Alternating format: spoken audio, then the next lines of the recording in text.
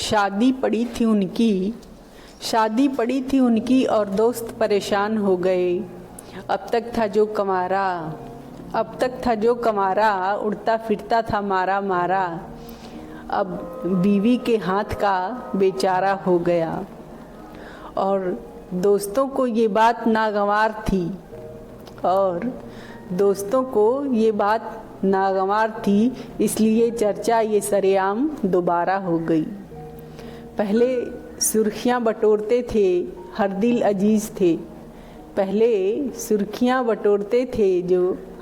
अजीज थे, अब बीवी के बंद पिंजरे के तोते हो गए। इसलिए शादी पड़ी थी उनकी और दोस्त परेशान हो गए। ऐसा तो नहीं कि समय नहीं, पर नई नईली दुल्हन उनके आँखों का तारा हो गई, जो दिन में भी नज़र आने लगी और रात में दिखना तो लाजमी है। उस तारे को देखने की चाहत में वो चाँद बने बैठे हैं,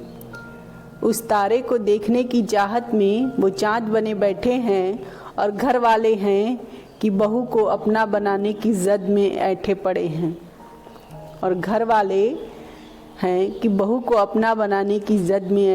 हैं।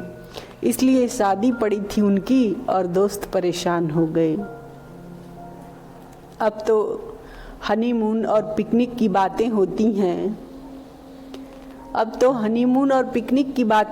हैं। ये बातें तो तब हुआ करती थीं जब विदाई के बाद सीधे बच्चों की लाइनें लगा करती थीं।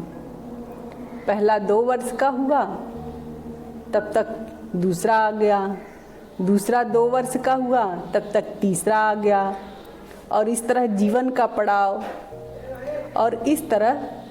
जीवन के उस पड़ाव पर कब पहुंच गए जब शादी के बाद वाला मौका यदा कदा मिलने लगा।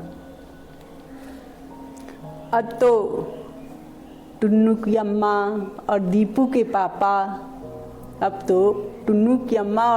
के पापा कभी उनकी फीस और कापी किताबों की चिंता, तो कभी शादी के सपने।